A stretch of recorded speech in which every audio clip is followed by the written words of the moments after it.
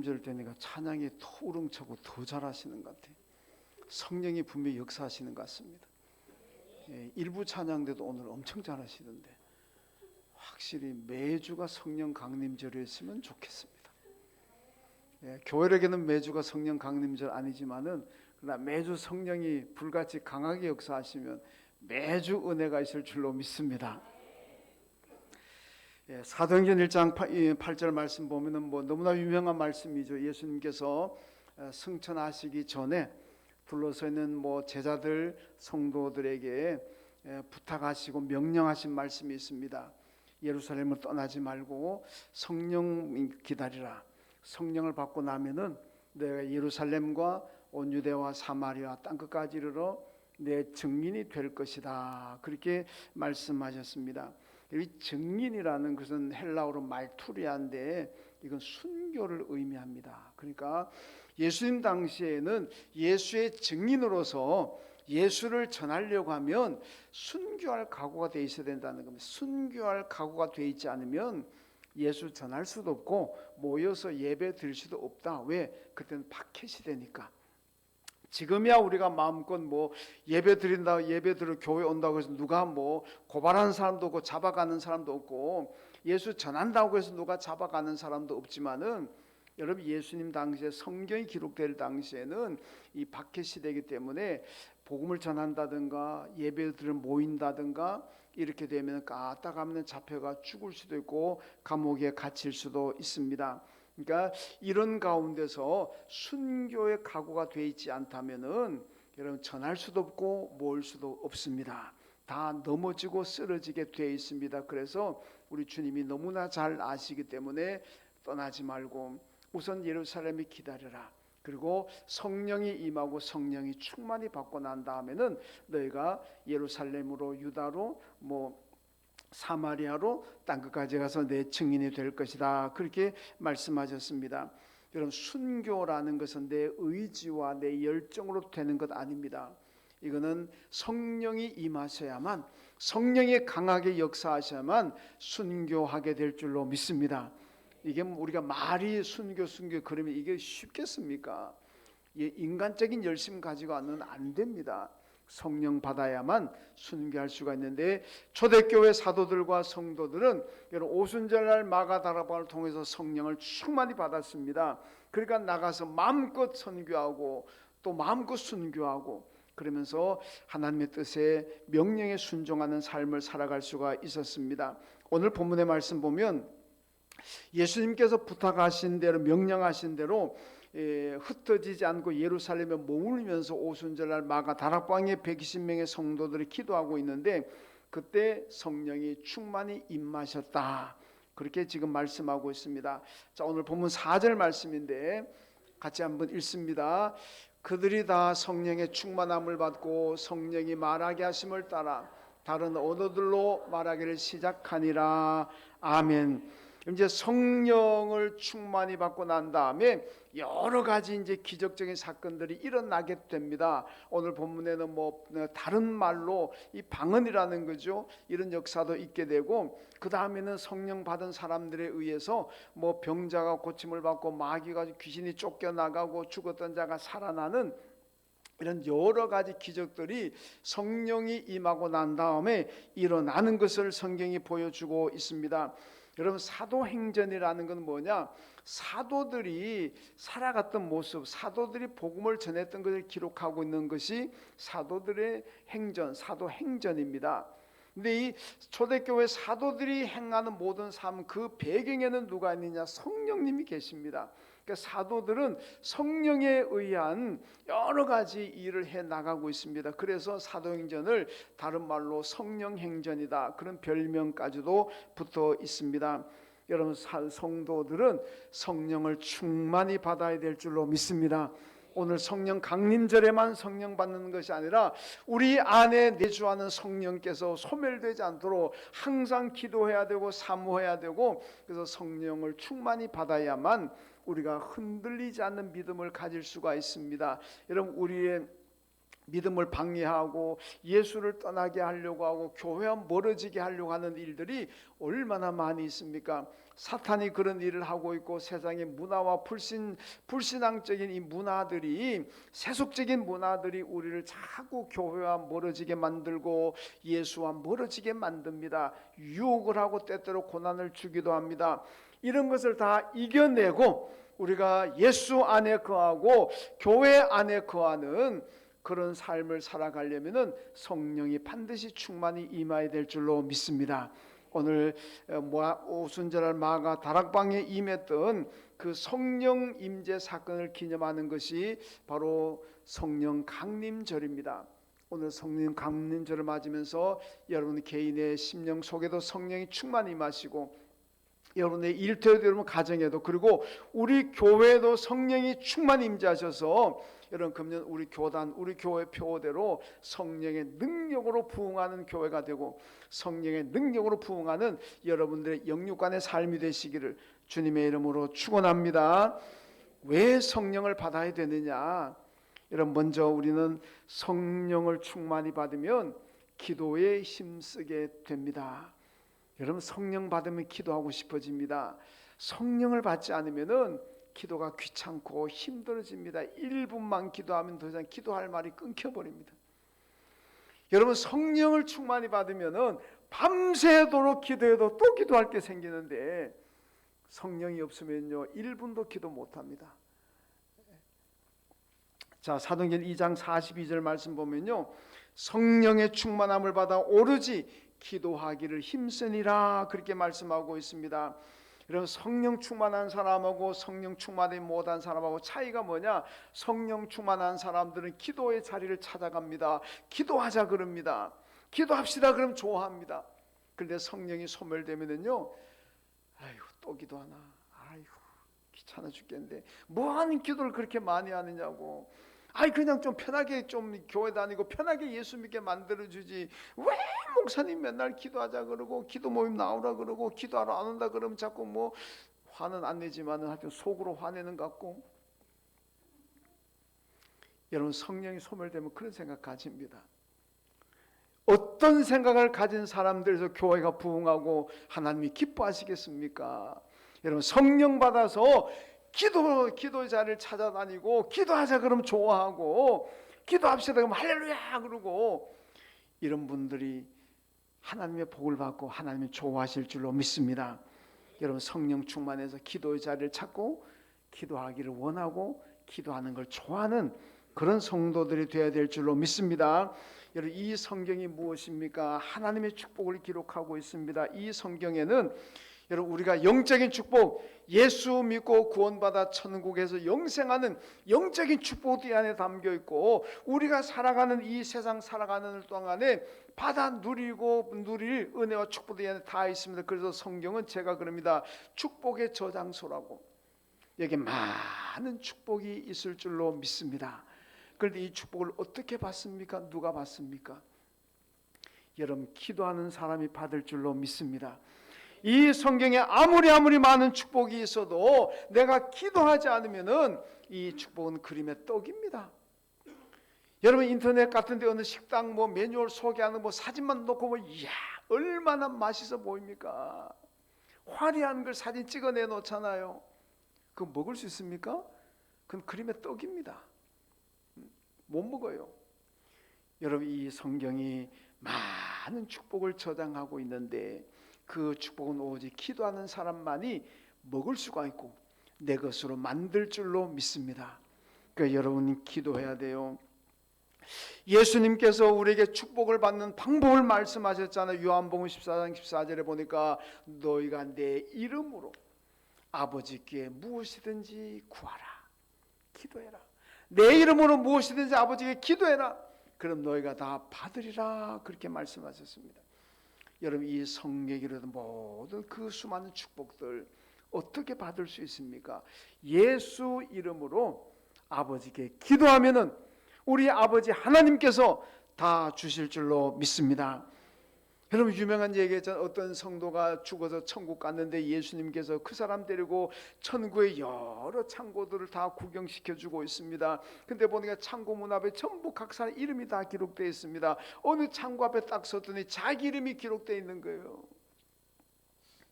홍길동 딱 돼 있어요. 이 홍길동 이 사람이 깜짝 놀래가지고 아니 주님 이게 뭡니까? 구경시켜 줄게. 문 열었더니 안에 온갖 보화로 가득 차 있습니다. 주님 이게 뭡니까? 야 길동아, 네가 땅에 살면서 기도하면 내가 주려고 이렇게 많은 보화를 가지고 있는데 너가 기도하지 않으니까, 달라고 하지 않으니까 내가 너를 줄 수가 없었다.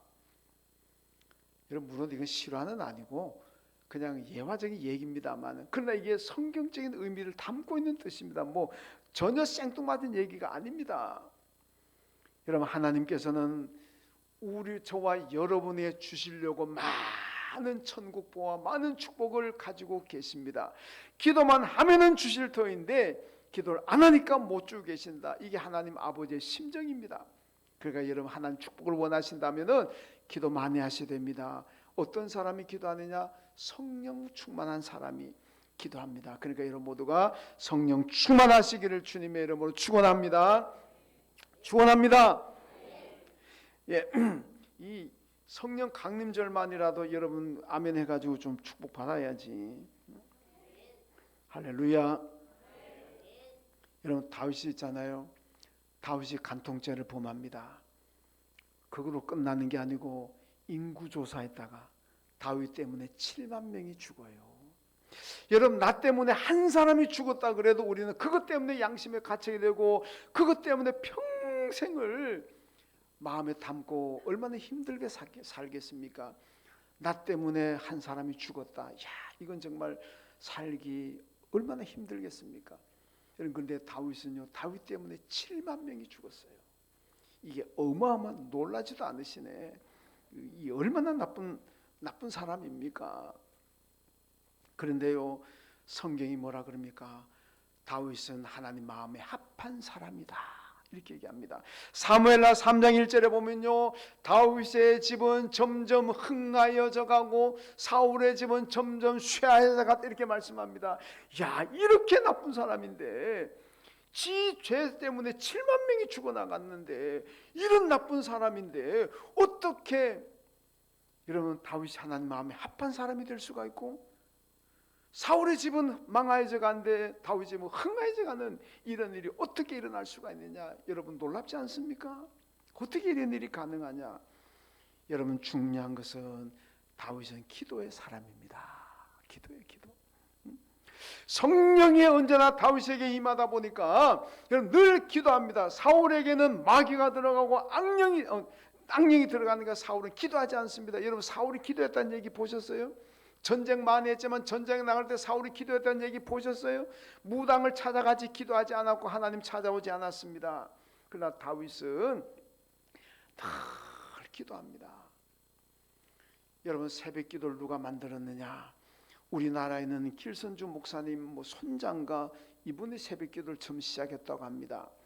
여러분 성경에 보면은 예수님께서 새벽 미명에 기도하셨다, 새벽 기도를 만드신 것 같아요. 근데 그보다 더 앞서가면요 새벽 기도한 사람은 다윗입니다. 여러분 시편 5편 3절에 보면 다윗이 이렇게 얘기합니다. 아침에 주께서 나의 기도를 들으시리니 아침에 내가 기도하고 바라리이다 이렇게 말씀하고 있습니다. 여러분 아침에 기도했다니 하루 시작하기 전이니까 이건 새벽 기도와 같습니다. 여러분 다윗은 자기가 기도를 많이 해본 사람은 알아요. 기도를 많이 해보니까 언제 가장 하나님이 잘 들으시냐? 새벽 기도들란 얘기입니다. 여러분 어부들은 언제 어느 시간에 어느 때에는 어디 가면 어떤 고기를 많이 잡는다는 거 어부들이 거의 압니다. 왜? 많이 다니니까. 여러분 저는 운전하고 다닙니다만은 제가 자주 다니는 길에는요 몇 차선 가면은 차가 교통이 원활하게 잘 빠진다는 거 저도 알아요. 차들이 막 길게 줄 서 있잖아요. 근데 저는 제가 좀 다니는 길은 좀 압니다. 제가 둔하지만 그 정도는 알아요. 그래서 여기는 1차선을 타야 빨리 간다. 아니면 여기는 3차선을 타야 빨리 간다. 자주 다니는 길은 그게 알게 되더라고요. 여러분도 마찬가지일 겁니다. 여러분 다윗은 기도를 많이 하다 보니까 언제 기도하는 것을 하나님이 잘 들으시는 줄 다윗이 압니다. 지금 그 고백이에요. 그래서 다윗이 내가 새벽에 기도하니까 이 기도를 하나님이 가장 잘 들으시더라. 여러분 그 충분한 이유가 있습니다. 새벽에는 하루를 시작하면서 드리는 기도죠. 조용합니다. 고요한 가운데 기도에 집중할 수가 있죠. 그러니까 새벽 기도 잘 되는 거예요. 그래서 다윗이 내가 새벽에 기도한데 그 기도 하나님이 가장 잘 들으시더라. 그래서 자기는 날마다 새벽 기도한다. 그렇게 고백을 하고 있습니다. 여러분 성령 충만하면은 여러분 새벽 기도 교회에서든 가정이든지 드릴 줄로 믿습니다.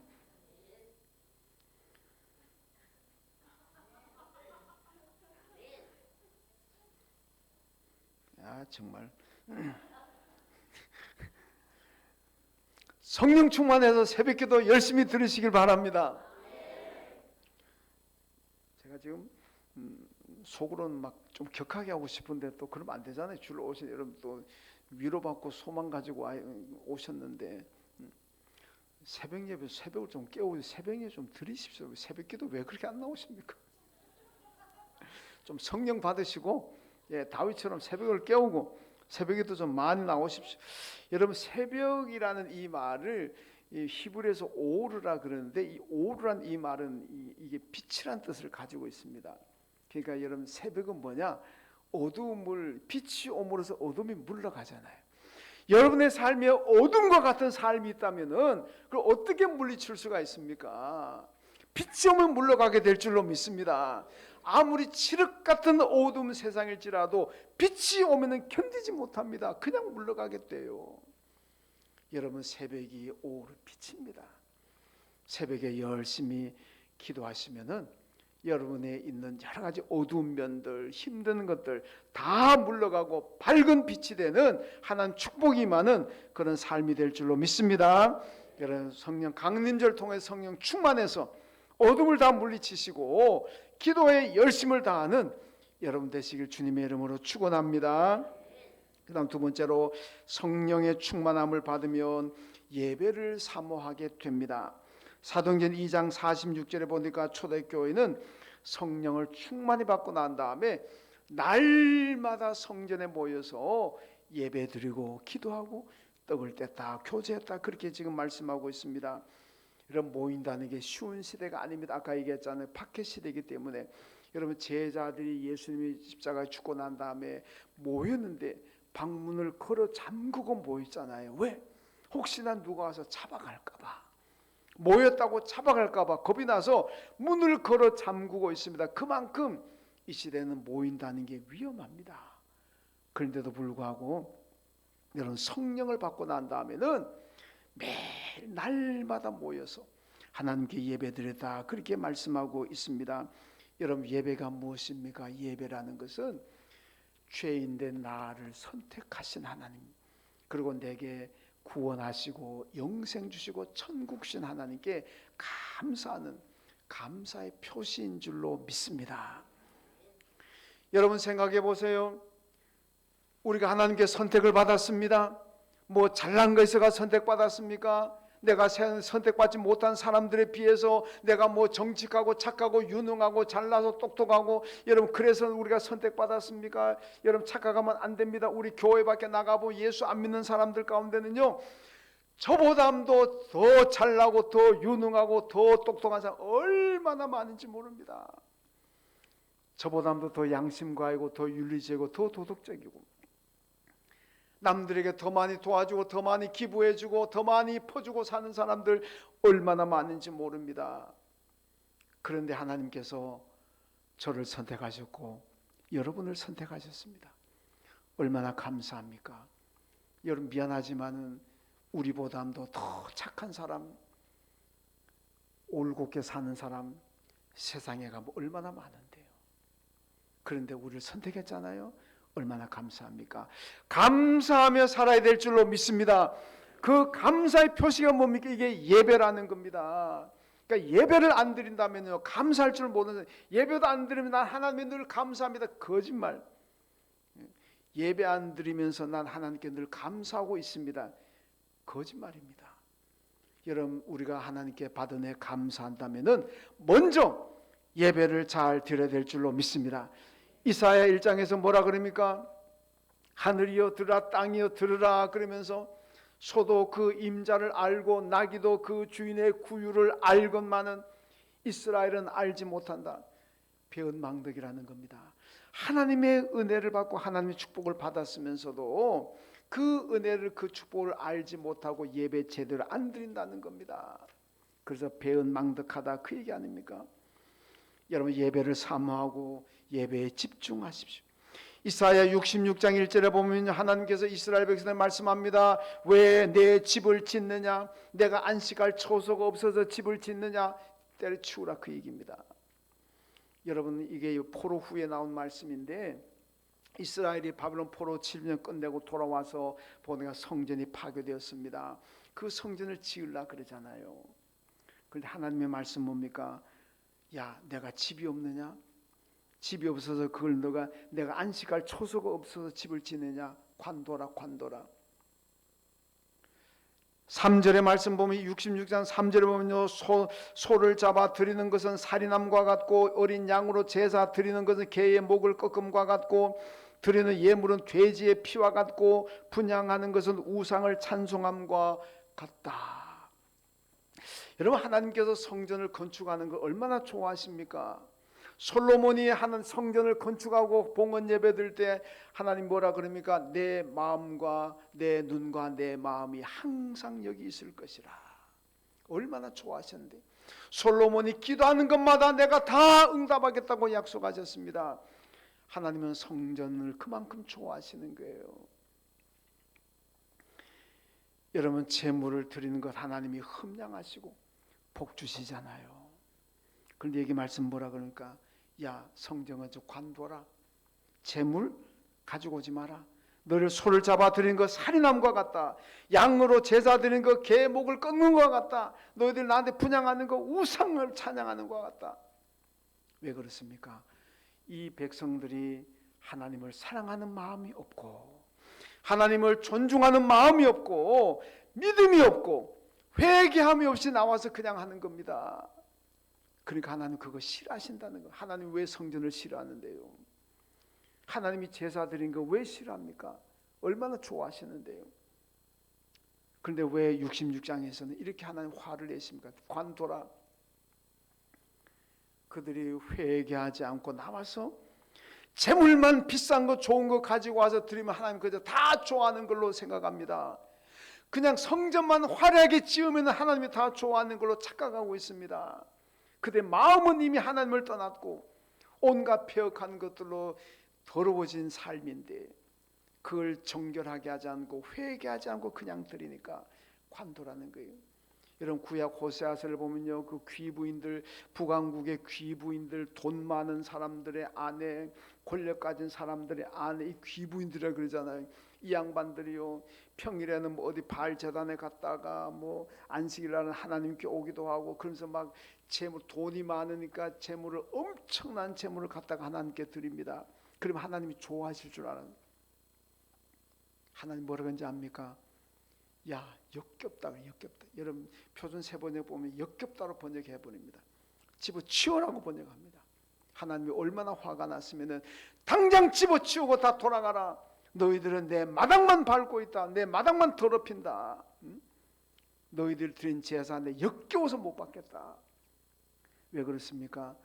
그들의 잘못에 폐역한 삶을 하나도 회개하지 않고 하나님께 대한 믿음이나 사랑이나 존경심은 하나도 없고 그냥 많이만 가지고 오면 하나님 기뻐하실 줄 알고 그렇게 하는 것들, 하나님 그 싫어하신다는 겁니다. 여러분, 그래서 예배자들은 항상 회개함이 있어야 되고 신령과 진정으로 와서 예배 드려야 될 줄로 믿습니다. 이사야 66장 23절에 보니까요, 자, 이사야 66장 23절 읽습니다. 시작. 여호와가 말하노라. 매월 초하루와 매 안식일에 모든 혈육이 내 앞에 나와 예배하리라. 아멘. 예배하되 신령과 진리로 예배하고 하나님을 사랑하는 마음과 존중하는 마음과 그리고 나와서 회개하고 하나님께 예배드리라. 그래 하나님께서 그 예배를 급배가 받으신다. 요한복음 4장 23절에 하나님을 누굴 찾으십니까? 예배하는 자들을 찾으십니다. 돈 많은 사람, 권력 가진 사람, 인기 있는 연예인들, 잘난 사람, 그런 사람들을 찾으신 분이 아니고 하나님은 예배하는 사람들을 찾으신다 그랬습니다. 왜 예배자를 찾으십니까? 복 주시려고. 이 성경에 기록된 그 수많은 하나님의 복을 주시려고 예배자를 찾으신다 그랬습니다. 여러분, 예배자를 사모하시고 예배자를 열심히 오십시오. 인간적인 생각으로는 안 됩니다. 성령 받아야 됩니다. 오늘 성령 강림절을 맞이하면서 여러분 성령 충만히 받으셔서 기도를 사모하고 예배를 사모하는, 그래서 하나님께 큰 복 받는 여러분 되시길 주님의 이름으로 축원합니다. 축원합니다. 그 다음 세 번째로 성령의 충만함을 받으면 예수님을 그리스도로 믿습니다. 예수님을 나의 구주로 믿는다는 게 고린도전서 12장 3절. 제가 이 말씀 하도 많이 해가 여러분 다 알 거예요.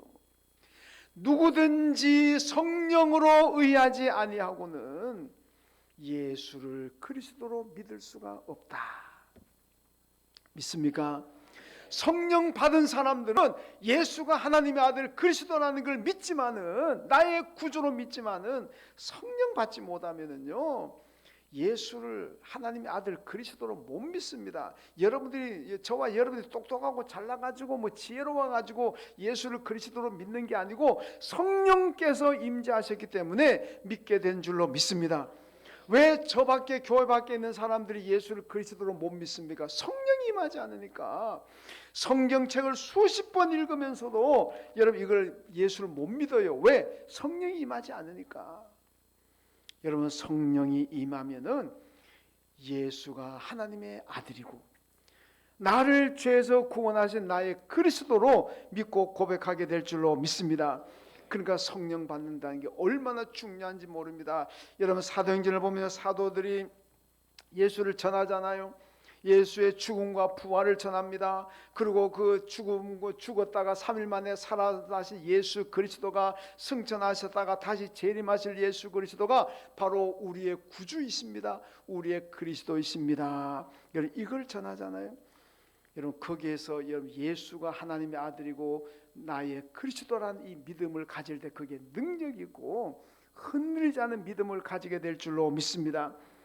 여러분, 사도행전 8장 37절에 보면요, 에티오피아 내시가 세례받는 장면이 나옵니다. 빌립 집사와 함께 얘기하다가 에티오피아 내시가 나는 예수가 하나님의 아들 그리스도임을 믿습니다. 그 고백합니다. 여러분, 우리 성경, 여러분 가진 성경에는, 우리 가진 이 사본 거기에는요 8장 37절이 없음되어 있습니다. 아무리 찾아봐도 없어요. 근데 성경은요 이 사본이 여러 가지가 있습니다. 우리가 가진 사본 말고 다른 사본에 보면요 37절이 나와 있습니다. 그게 뭐라고 나와 있느냐? 내가 예수님을 하나님의 아들 그리스도로 믿습니다. 이렇게 되어 있어요. 그러니까 빌립이 당신이 예수를 하나님의 아들 그리스도로 믿으니까 당신 세례 받을 수 있다고. 그리고 세례 주잖아요. 여러분, 세례 받았다는 게 무슨 의미입니까? 내가 완전한 교인이 되었다는 뜻 아닙니까? 완전한 교인의 자격이 뭐냐? 예수를 하나님의 아들 그리스도로 믿는 거예요. 그래서 마태복음 16장 10절 베드로가 신앙 고백한 게 주는 그리스도시요 살아계신 하나님의 아들입니다. 이 고백 맞아요.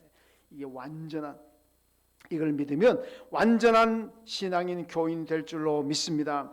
이 고백이 없다면 가짜예요. 여러분, 사도행전 10장 보면요 바울이 아덴에 가서 복음을 전합니다. 다른 데 가서 복음을 전할 때는요 개종하는 사람들, 예수 영접하는 사람들이 얼마나 많이 일어나는지, 온 성이 다 예수를 믿고 영접할 정도로 기적한 일들 많이 일어납니다. 그런데요 아덴에 가서는 실패합니다. 예수 믿는 사람도 없고 오히려 조롱합니다. 그래서 결국은 나중에 정말 창피하기도 하고 사람을 쪽팔리기도 하고 그래가지고 고린도로 가버립니다. 고린도에 가서 바울이 뭐라고 고백한지 압니까? 고린도서 2장에 보면요, 내가 다시는 예수 십자가 외에는 자랑하지 않는다. 예수 십자가 외에는 내가 전하지 않는다. 이런 결단을 합니다. 왜 이런 결단이 나오냐? 아테네 가봤더니요 세계적인 철학자들, 현자들, 지식층들이 꽉 있습니다.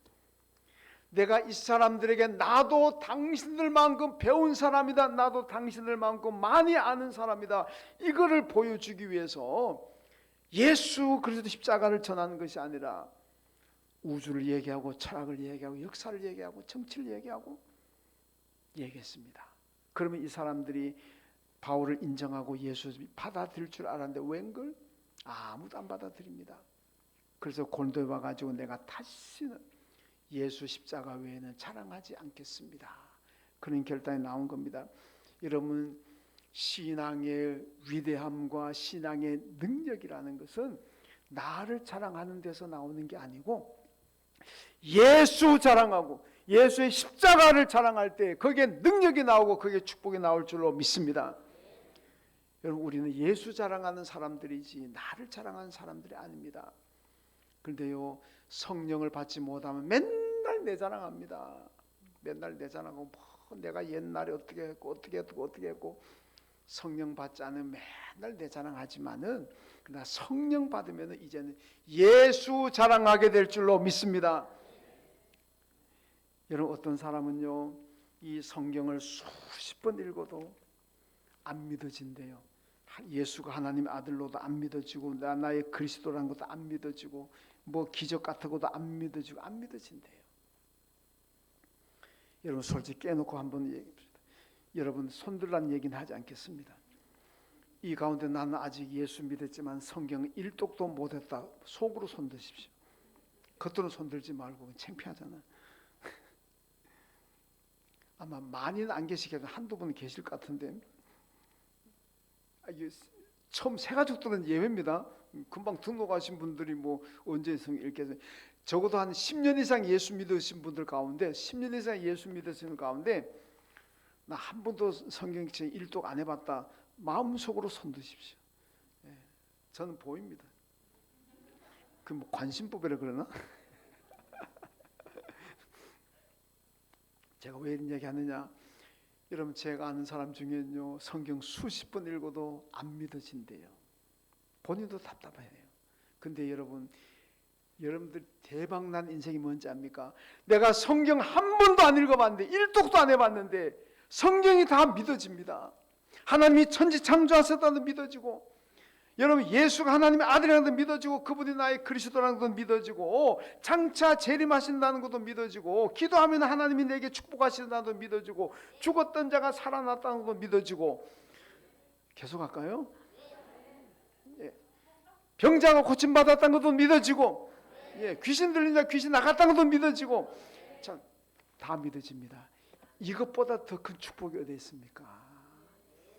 여러분, 뭐 어느 날 일어났더니 뭐 몇십 년에 빌딩이 생겼다고 해서 그게 축복이 아니고, 내가 성경 일독도 안 해봤는데도 성경 다 믿어진다, 이거야말로 최고의 복인 줄로 믿습니다. 여러분, 성경 다 믿으시죠? 성경 다 믿으시죠? 그러니까 얼마나 축복입니까? 남들은 그렇게 많이 읽어도 잘 안 믿어지는데 한 번도 안 읽어봤거나 한두 번 읽었는데도 이게 다 믿어진다면 여러분들은 최고의 복을 받은 줄로 믿습니다. 혹시 안 믿어진다면은 여러분 성령 받으십시오. 성령 사모하시고 성령 받으면 이 성경이 다 믿어지고 예수가 그리스도라는 것도 믿어집니다. 오늘 성령 강림절을 맞아서 여러분 다 성령 충만해서 기도의 자리를 찾으시고 예배를 사모하시고 예수를 그리스도를 잘 믿는 여러분 되시길 주님의 이름으로 축원합니다.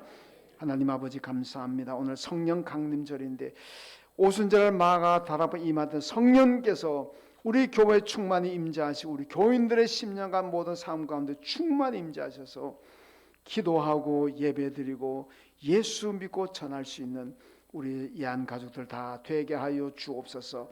예수님의 이름으로 기도하옵나이다. 아멘. 하나님 아버지